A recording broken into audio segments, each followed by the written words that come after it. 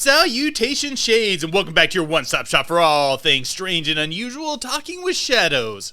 The conversation everyone has, but no one wants to admit to. Here with your host, Vic Whately. And a very bubbly Marcus D, because I am super excited, because today we're drinking some Bud Light seltzers. You should describe yourself as bubbly more often. Bubbly Marcus D. I like that when I introduce myself to people. This is cool. I think that we've had the seltzers before. I think I think we're having different flavors today. I think we're having flavors we haven't. I swear we had lime the last time that we had these. What are you having? I'm drinking Bud Light Seltzer Mango. And I'm cracking into some cranberry.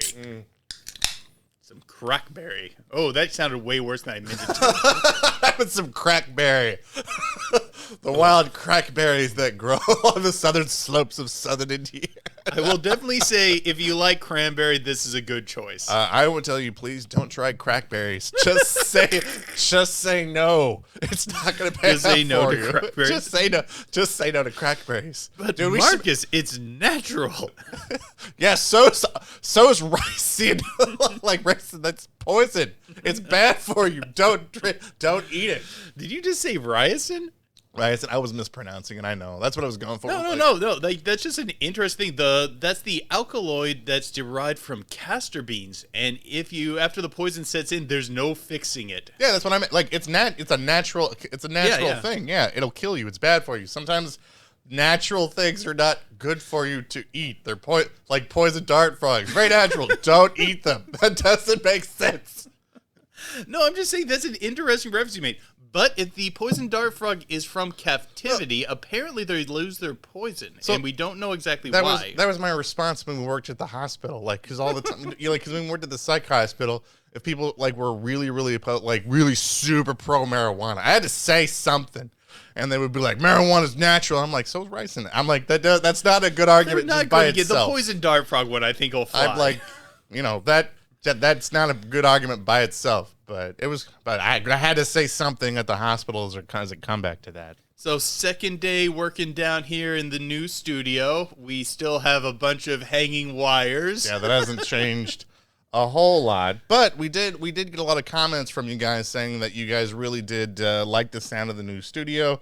I think it was Secret Grass Paranormal Podcast as well as I Am Spiel both gave us positive responses to how we were sounding down here. So we're super, super excited to be moving on. And moving along in the studio, hoping soon to get the video element going up. Again, we make no promises for how we look. You've had fair warning. I really think it's probably going to be at least another month. There's still work going on in this studio. Like, we're still getting electricity ran. We're still running, all of our equipment on a extension cord going all the way across the room.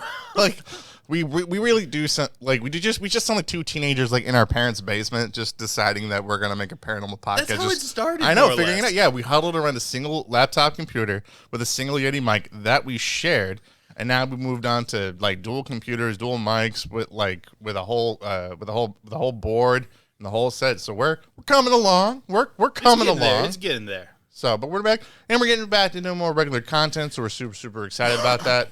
If you didn't check out our last episode, the title of it was "What the is Abe song." Can't really pronounce the whole thing. I thought that was a clever name for it, which was a whole new department within the not a whole department, but a new division within the government that's going to be tasked. It's a task force with investigating unidentified aerial phenomenon. Pinky. Essentially the UFO task force.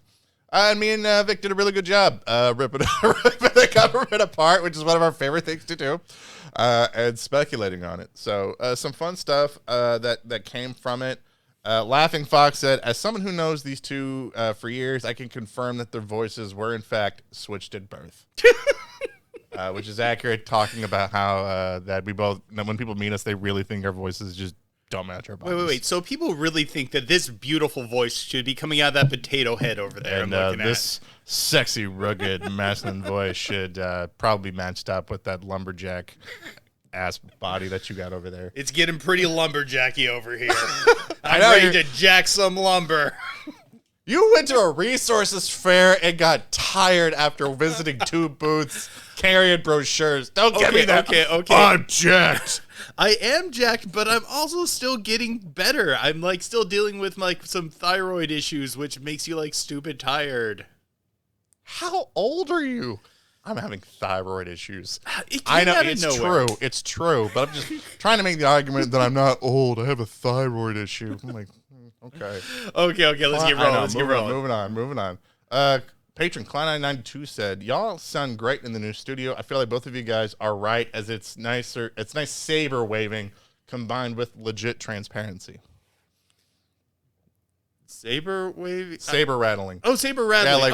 The argument being that what we're saying is we're coming out publicly saying that we know that the UFOs because we're assuming that they're foreign nationals, airplanes, and we're being like, we know that this is a thing. Stay out of our yard. Okay, I had a total brain failure for a sec because I thought they were saying like the new studio is saber rattling, and I'm like, what? Sorry. I'm apparently having a little bit of an off day today. Awesome. Another one of our patrons, one of our original patrons, and one of my absolute personal favorites, Barbara Cantanalo, Big Hearts fan. Said, yes, it's saber waving. My question is what are they actually up to? Because this was such bull. That's my fan right there. Just called him out.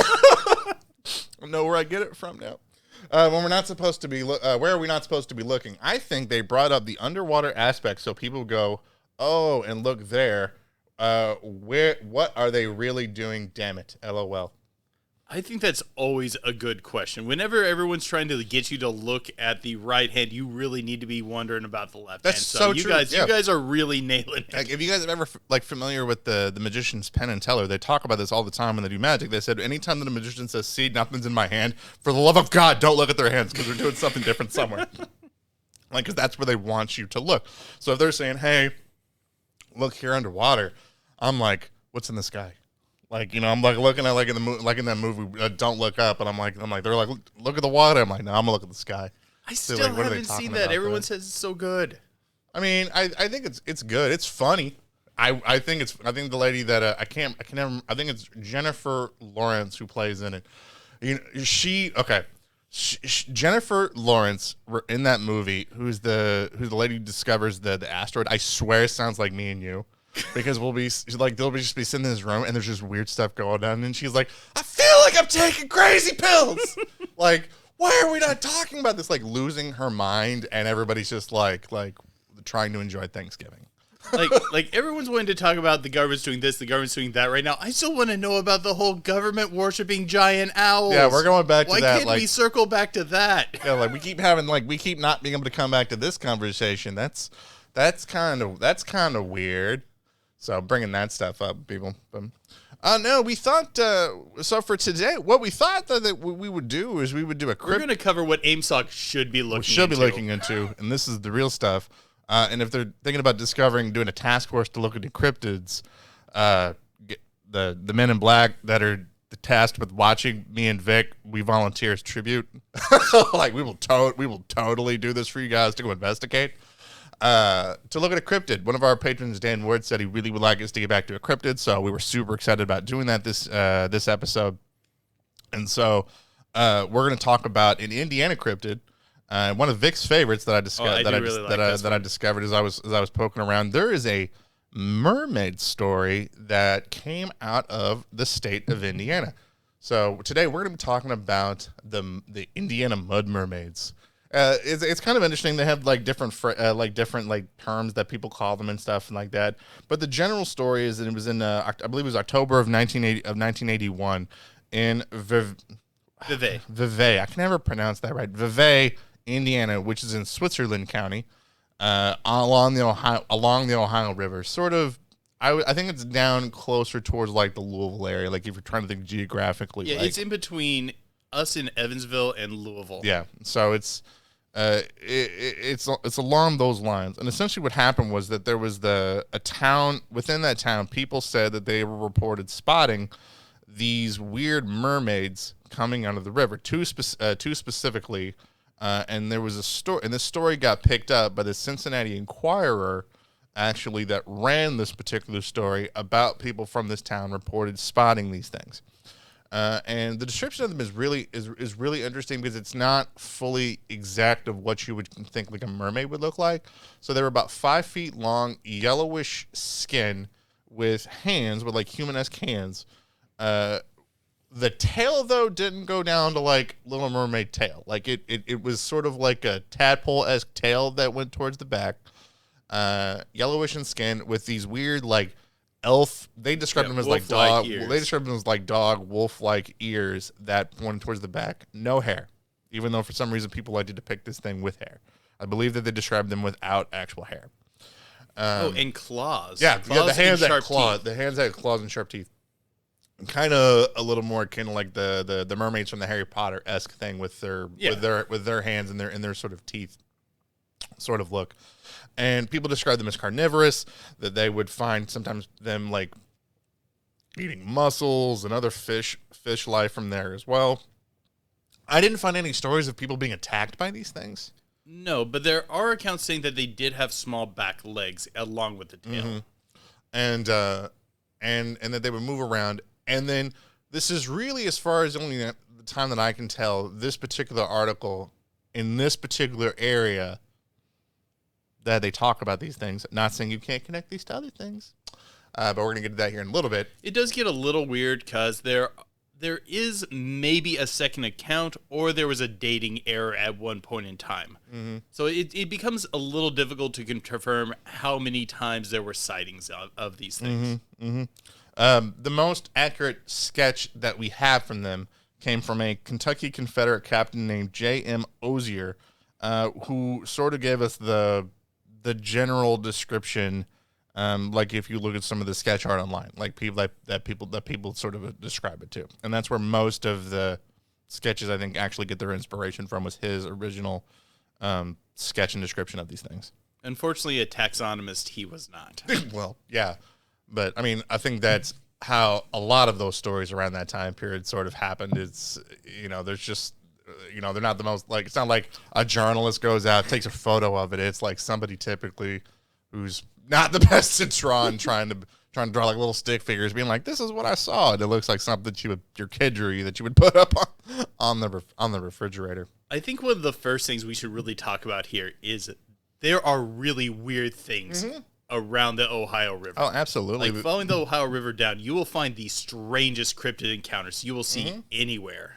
Mm-hmm. You see all sorts of weird stuff with like weird octopuses, octopi people, frogmen with magic wands, all sorts of just bizarre phenomenon along the Ohio River. And we've talked about that, I know, in previous episodes a little bit, like when we've talked about like what do we think causes, because I think you can do the same thing for the Mississippi River too. Like, I think that there's just as many things weird about the Mississippi River that ours is weirder.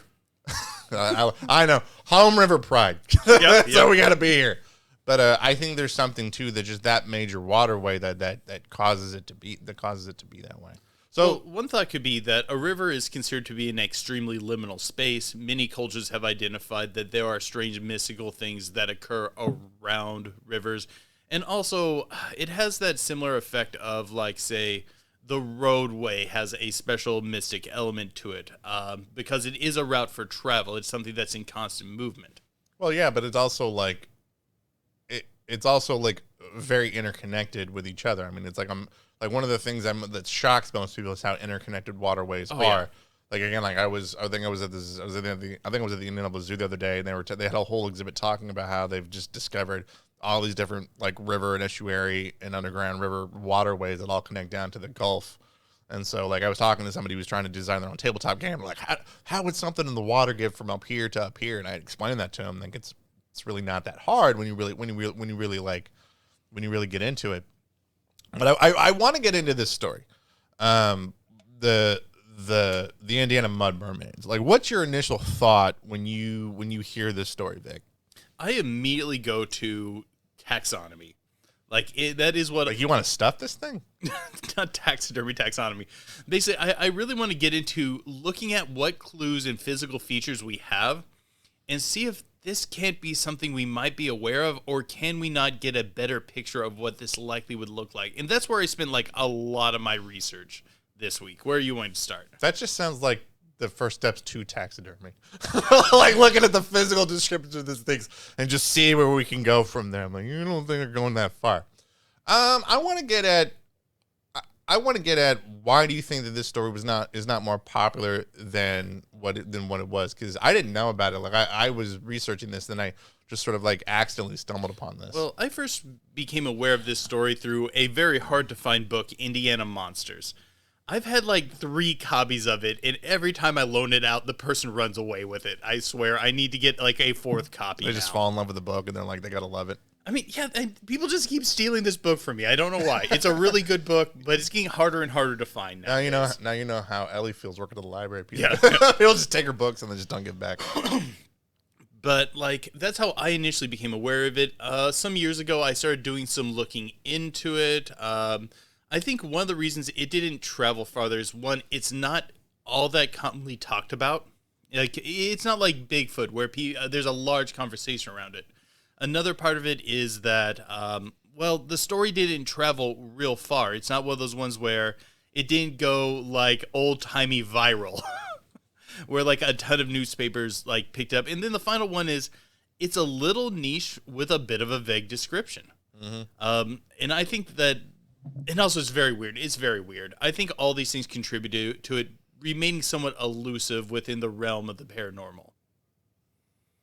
It shocked me though, because I really want to say at the same time in which this had popped up was the same time, around the same time that the Fiji mermaid also sort of started getting really popular as well. I'm trying to look up the date right here in front of me because it sort of jumped out at me. 1842. Okay, so this is 50 years after it, so never mind on that. So I can see, I can sort of, that makes me even more shocked as to why this didn't be more of a popular thing, because mermaids have always been something that's really popular, I would think, even within the American culture, when we're talking about just stories and stuff, because the Fiji mermaid was huge. Mermaids are kind of unique folklorically in the sense that they kind of independently evolved in many different places. It's sometimes hard to point out the exact spot the idea of the mermaid comes from, because it evolves independently in a lot of different cultures. It's like saying, where did the first idea of the dragon come from? True. Well, it's kind of hard to say, because it seemed to have popped up somewhat independently in a lot of different places. Do you think that this story only popped up because of the Fiji mermaid's popularity within the 1840s? Because P.T. Barnum was traveling around at this time, because we were talking about this over breakfast before that we went to, and you were talking about the comment of it being probably not something that could be in a real tank traveling around, because that would be difficult. If this was a real an animal thing. But P.T. Barnum was traveling around with this Fiji mermaid thing at the time, so it was in the zeitgeist, guys, at the time for a lot of people.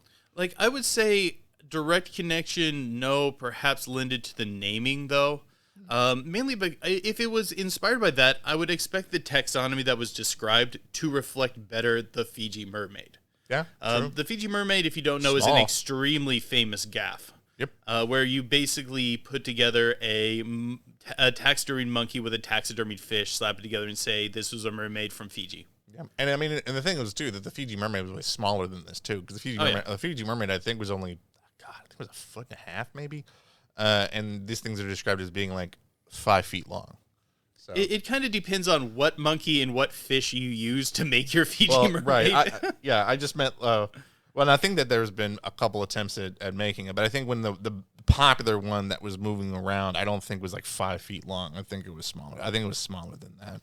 No, I want to say, I don't remember the exact monkey that was used in the Fiji mermaid, but I want to say it was approximately the same size as a rhesus. Yeah. I had a hard time believing, though, too, that if this was a faked story, that they wouldn't throw in to hype it up. To hype it up, if you were really trying to do that, to sell stuff, that it would attack somebody. I don't think it's a fake story. That's why I don't think it is either. I think because of that reason. Mm-hmm. Because think, if you're a journalist during this time, because during this time period, a lot of journalists are trying to find the viral story of their day. They're trying to find the pet boy of the day for them to describe. And if you're describing something like an aggressive mermaid with claws and teeth, if you're going to fake it, you might as well go all in and just sort of fabricate an attack on somebody. Okay, let's start getting into some ideas of what we think it might be. Do you want to go first or do you want me to? Sure. I think one of the explanations that people have thrown out that's popular, if it is something, is that it was a globster. So that it was this, and that more or less what it was it was a dead animal that washed up on the shores of the Ohio on the bank that people then, that was decomposing, that people then extrapolated what it had to have been. These are pretty popular, giant of these things that wash up on the beaches that you guys can look up. The usual half states of decay. They're very hard to describe. The Montauk Monster is a famous example of people trying to claim something is decomposing, wash up on the shores. So the people that put forth the argument about the mermaid's doing that would be somebody, it washed up on the shore, people saw it, they just fabricated up all these other things about it just because they were gossiping around about this particular thing. Well, most globsters you see pop up in sea areas mainly because you have something like a whale die off the shore, its blubber starts breaking up, and it can take on a lot of different forms. Same with the basking shark. Basking sharks just decay in a really weird way that makes them look like other animals. There's less good candidates for it when it comes to like a freshwater river, but not impossible. But one of the issues is this. In the description, many things that were described are the first sort of things that would fall off from a rotting corpse. Ears is the biggest one that I would like to point out. Well, they described it as ears, but it could have been flaps of skins that people supposed were ears. I mean, that's always a possibility. Also, like, smaller appendages are very likely to fall off, and we are talking about a river with a constantly moving current. And beyond that, the paper doesn't say that it was dead. No, it doesn't. It doesn't say that it was dead. But then again, this was the Cincinnati Enquirer, which was several hundred miles away from Vevay. I mean, if you've ever played the game of telephone, your message gets messed up by the end. I mean, fair. And effectively, could it be a globster? Yes, perhaps. Like, I would say, like, maybe of a horse, maybe.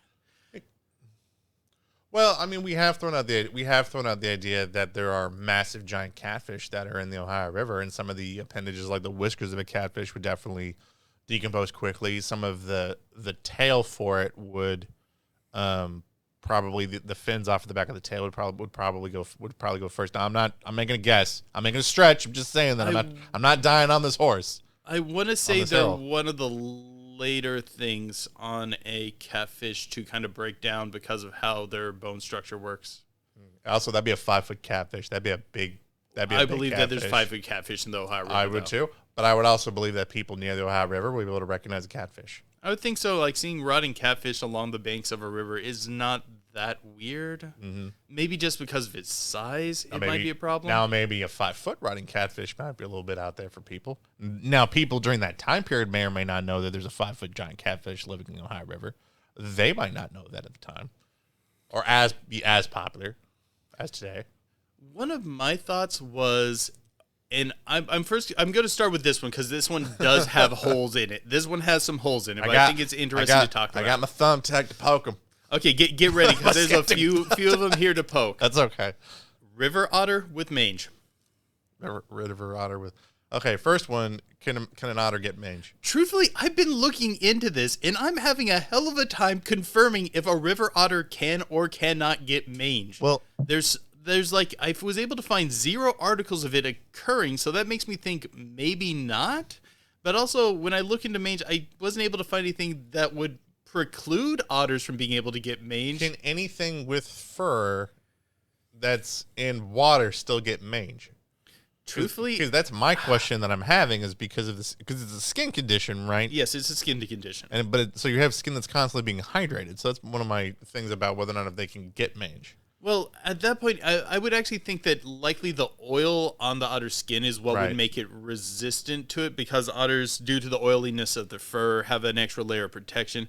I wasn't able to confirm for the life of me if they can get mange. But I kind of feel like if you had a shaved otter, it would kind of check a lot of these boxes. There is the size issue, but I mean, to be fair, people screw up size descriptions all the time. But I was mainly basing this on the feeding patterns and the fact that it had sharp teeth and claws. Mm-hmm. Because, like, otters commonly eat fish, they commonly eat mussels. They do exist in the rivers of Indiana, or did at the time. We're working on reintroducing them. So this is the thing. I've even seen otters running across roads near the Ohio River nowadays. So there are still some out there. Mm-hmm. But I've never seen anything that looked exactly like this, and we would have to somehow assume it had some sort of disease that was causing it to look off from the regular otter, because first, the locals should be able to identify an otter. It would need something like mange or a similar sort of disease causing it to appear differently. And this is during a time period of floods, so a higher amount of disease in animal populations would be to be expected. I mean, maybe, because I'm looking at a photo of a decomposing otter. Thank you very much, by the way, for that. I appreciate me having to look at this gross photo, and I could kind of see it. I mean, the only problem that I really have is the tapering in part for it, and so it does have like the back legs, the front legs, the sort of head balding-esque look to it. I could see it getting sort of a yellowish twinge to its skin, maybe. But the problem that I have with is the body taping down to sort of a tail-esque thing in the back. Yeah, and it's not an exact fit by any means. Yeah. Like, one of the things that I thought that it might be, and I threw this out there because if we're going with the animal round, was I thought that this might be some kind of, like, freshwater river dolphin. Interesting. Yeah, that got in there because there are freshwater river dolphins, and although if you look at photos of them, depending on how the light hits them, they can have this really weird yellowish twinge to them, like this weird yellowish orangish sort of twinge that I could sort of see that they might get from the water. Now, keep in mind, are there dolphins in the Ohio River? Not that I'm aware of. Wait, let me, just a point of clarification. I might be wrong here, but does North America have river dolphins? If you search for it, I got something called like the loop. So I think they can survive in the Ohio River, but I didn't see any photos. Like, it's weird. Like, you search that, and it'll pull up saying Ohio River dolphin, and there's no photos. So that's really weird for me, like, when I looked that up. Because I had that thought on my way to breakfast with you, was could this thing be some sort of a river dolphin? Now, the problem that you run into that is the river dolphins that are, like, in South America have this... They're not like a bottlenose dolphin. They have this, like, Gibson shark swordfish friggin' snout that comes a lot longer. That's very pronounced. That would definitely be in the description of this. Now, I don't know how fast those decompose, but I think that's jaw. So I think it'll still be there even if it decomposes. So this is a hard one for me for this, but it tapers back a little bit, but it doesn't give that tadpole look. But I mean, if a river dolphin made it to the Ohio River, that would be shocking and probably reported as a cryptid, right? Because the people in that area would not be used to seeing this, and river dolphins have a little more of I personally think a more sinister look than like oceanic dolphins. There is that issue of, I do find it somewhat skeptical that one could get there, but I guess not impossible.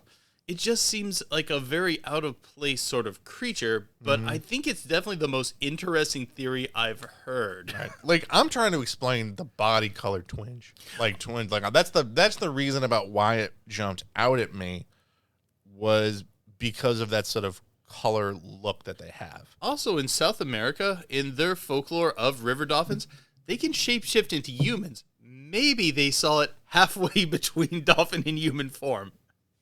Probably good. That I would also believe that there would also be a lot more accounts of aggressive behaviors, and I'm just going to leave it at that. And fancy hats. And I'm not trying to juggle. I'm like, just saying that's part of the story. And I go back to my point of saying that there are no aggressive accounts with these particular things. So just throwing that out there for that. So that was the reason about why I sort of jumped to the river dolphin. But the snout thing is just too much for me. Unless, I don't know, they found a dead one and it was broke off for some reason. I have no idea. Are you ready to take a little bit of a ride? Don't worry, I have a much longer ride coming up, but a little bit of a ride. Put my chair in pair and I'm a 4-wheel drive. Okay. Are you familiar with the Hellbender? I am familiar with the Avatar. I am familiar with the Last Airbender, yes. Okay, no. The Hellbender, it's North America's largest salamander and lives here in Indiana as well as a few other states. It does live along areas of the Ohio River, and since this was a time of flooding, some could be displaced even to Vevay, assuming that they weren't native to that area at the time. Because the Hellbender's natural environment has been shrinking, it's hard to say when they were native to what areas. But a Hellbender is fairly large, possesses the sort of tail we're looking for, has kind of a yellowish twinge to parts of 's skin, and is pretty big. It's not 5 feet long, but don't worry, we're going to get there. It's like 2 feet long. I'm looking it up. We're going to get there. Okay. It is only 2 feet long, but still could be shocking to someone who's not used to seeing it. It is very large for a salamander. The tail type fits. Yes, it does. I will say this is the first thing that's come up where the actual back of the body actually matches what the description is. What if I told you perhaps a Hellbender could be 5 feet long? How they got that?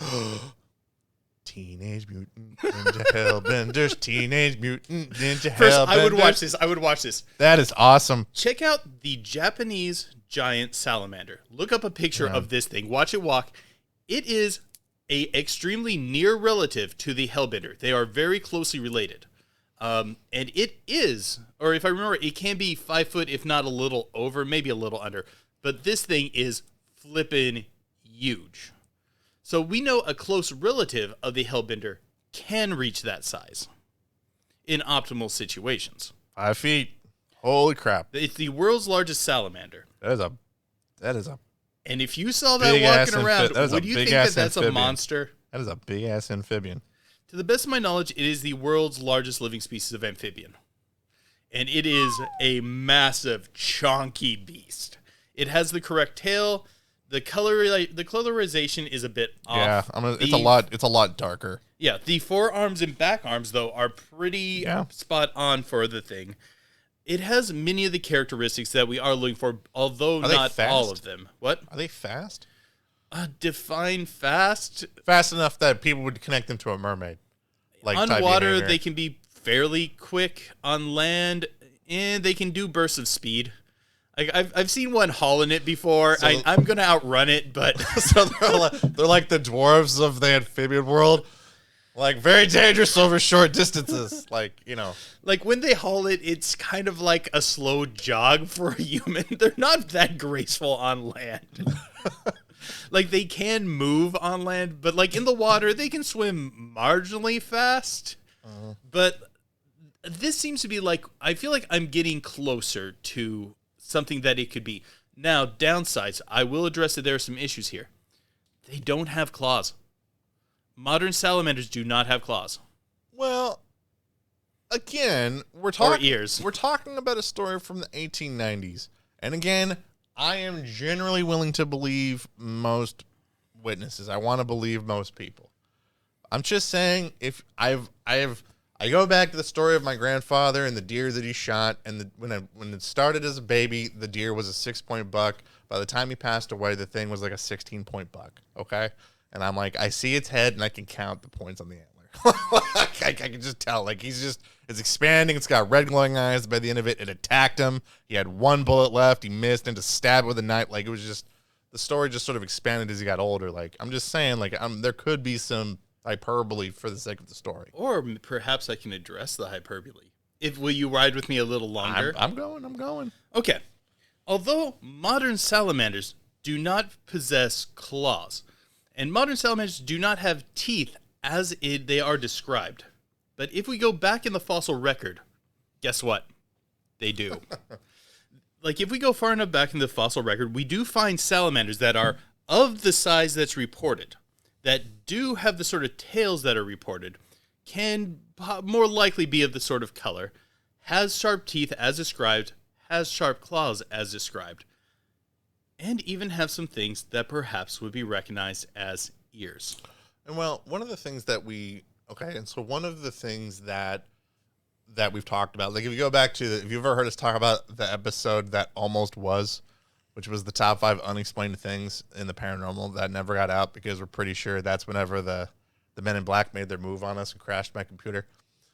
The very first one that we covered was about this weird phenomenon that's around the world of people breaking open rocks and finding like living amphibians and reptiles in them. It's a really weird thing. You can Google stories of these that people will do that. They'll break these open and like these weird things will just pop out fully fine. And along the Ohio River, along our side of the Ohio River, I know in Indiana for sure, there are a lot of coal mines. There are a lot of mines that exist over here. So there's a lot of demolition work that's going on, including in the 1890s or maybe beforehand. So maybe there was something that happened like that where something was blasted open and one of these giant prehistoric amphibians got out and got into the riverway. There are a lot of odd accounts like that, but also over driving. Much of the reason why animals go extinct is because they get outperformed in general and cannot keep up a constant breeding population. A 6-foot giant salamander. Yes, this creature's alive and is the cause of all extinction. But sometimes a relic creature can find a niche environment in just the right area and maintain a small breeding population pretty much hidden from the rest of the world. What is the niche of a 5-foot salamander? We're getting there. How would you describe these river areas in southern Indiana as being highly swampy and lake-like? That would be very true, yeah. Which would be this thing's optimal environment. And I'm actually working my way towards a specific culprit that I think fits this thing's bill. River dolphins. Now, I'm probably going to mispronounce it. This Diplocalus. Vic just had a stroke. It is a specific type of ancient salamander that did live in North America. It was kind of long, a little leaner in parts, a little chunkier in parts, but for the most part, the front legs are there, the back legs are there. It's going to have that tail as described, and it has a special adaptation on the skull, where the skull bends first wide and upward, giving it an appearance of ears. The idea is this. While it's submerged below the water, if it suddenly takes off at high speed, this curve causes it to suddenly veer upwards to the surface, allowing it to make a rapid assault at something on the surface, grab it, and go back down. Which would describe it very aggressively, the aggressive behavior like we saw in the accounts of this thing. And as this creature would have evolved with time, it's likely that this skull curvature would continue to go in the direction that it was already developing. A sharper and sharper curve upward, eventually likely ending in something that would resemble the ears of a dog or wolf.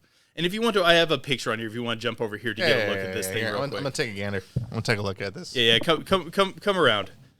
This is like kind of a bit of a crude drawing, but this is the sort of scale or shape that I'm talking about. It's not actually an ear, but it gives that sort of appearance. There's also other prehistoric salamanders that have external gills and strange gill structures to protect them. So even if it's not this specific one, it's possible that since these early salamanders were developing head structures to protect those areas, that something could have developed something along the lines of ears. I don't know though. The heads don't like everything about the body is on point. The heads throw me off because it gives more of the like the Van Meter monster sort of look where it's like curved back like this huge horn thing sticking up out of the top that's coming up. Oh wait, no, you I think you saw the picture wrong. It's coming out like this. The picture isn't very well drawn. Oh, okay. But they're actually coming out this way. Oh, okay. So it gives them more of a... Okay, I got you now. Yeah, paleontologists are bad drawers. It really seems like as that apparently are Kentucky Confederate colonels, apparently, as we saw. But truthfully, its face arguably, like, I guess we can assign like the description of it having a human-like face to pareidolia. Mm-hmm.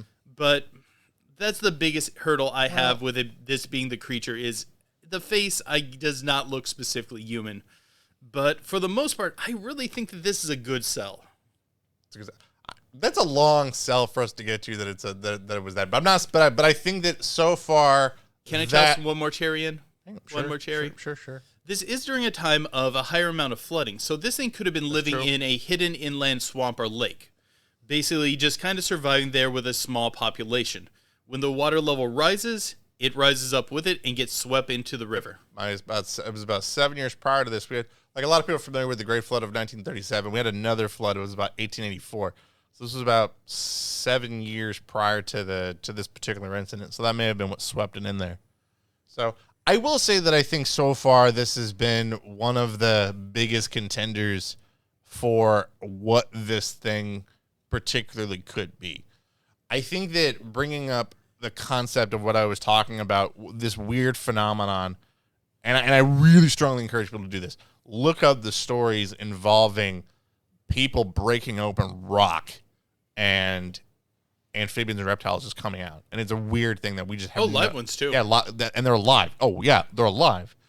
And it will just blow your mind away. And it really opens up this massive can of worms in the paranormal that most people don't get. Like, I've seen a lot of stuff where, especially with the new Jurassic Park movies that have become, like the new Jurassic Park movie that comes out, and everybody's all like, oh, we could like splice in like DNA, and it might be that, we might be creating these ancient monsters and stuff, when in reality it could be more closer to the King Kong, Godzilla-esque movies where these things have just been living for a while, something has disturbed them, and now they're being reintroduced back into the wild. These stories are always really interesting, but they're impossible to scientifically make sense of. Like, some of the ones were like, oh, we cracked a rock and a pterodactyl came out, and here's a ton of witnesses signing documents saying this is exactly what we saw.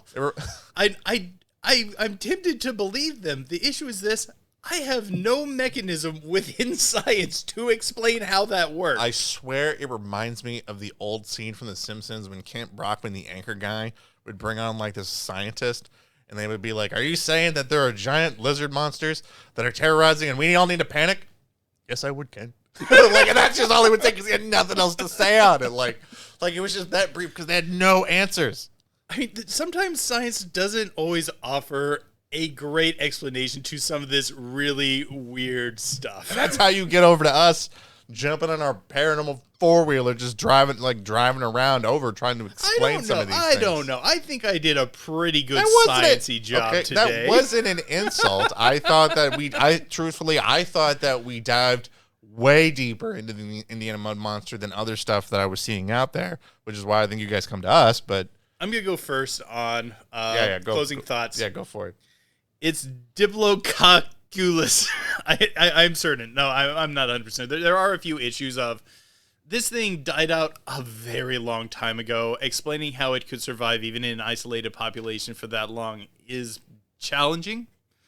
But I think taxonomically, it's the closest thing I really could find. It took me a long rabbit hole to come to a salamander that could have giant wolf or dog-like ears, teeth, and claws. But I think it's the closest thing. And just in case you guys want to look it up, because I'm sure I'm mispronouncing it, Diplocaulus. I think that my final thoughts on it, I think that it could just be its own type of aquatic mermaid. Like, I think it could. We might not have to fully explain it away as that it's just a misidentified creature of some kind.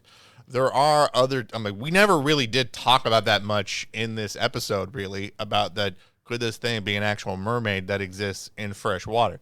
I think most people typically, when they're thinking about mermaids, they're thinking about the, Little Mermaid stories or other stories of people seeing these things in the oceans, not realizing at the same time there are cultures around the world that do have mermaid-esque things in fresh water. I mean, yeah, like, what is the marrow would actually fit this description pretty well. It's basically this kind of evilish Irish mermaid. Yeah, I think kappas also exist in freshwater. Yes, kappas usually exist within freshwater, although don't have like long tails. No, they don't. But there's aquatic mermaid-esque creatures that exist like within freshwater, and I think that is a point that I think that a lot of people misconstrue about mermaids is that this is a possible thing that can happen. I think it even bled into this episode because we went way into this has to be some other sort of creature. It can't possibly be a mermaid, but, you know. If you give me a chance to talk about giant salamanders, I will. I know, and, you know, we've still got a whole, by the way, keep in mind, we still got a whole 15 more minutes to go, exclusively for the patrons, where I want to go into another type of tie-in here in a minute. And then maybe we can dive a little bit more into the idea of it being an actual merfolk, like an actual mermaid. But, again, thank you guys so much for checking out this episode. Put in the comments below what you guys think about this. Do you guys think that it was a salamander? Is it a freshwater dolphin? Is it an otter with mange? Which I'm still not certain is a real thing. A cat, some sort of decomposing body. Do you think that it's real at all? Do you think that it's going to be a mermaid? For those of you that are patrons, stick around for this because that's what we're going to go into in the patron section. But until next time, guys, keep believing. Because we'll keep listening. All right, guys, we're going to slide into the Pillow Talk segment of this podcast. If you want to check out the rest of the awesome podcast, all you got to do is go over to our Patreon and sign up for as little as $1 a month to get the rest of this awesome podcast, as well as bonus episodes that we put up exclusively for you. I thought that we would keep going in this, talking a little bit more about this from a merfolk perspective. Because this particular story actually kind of coincides with another particular famous cryptid encounter right in our backyard here in Evansville.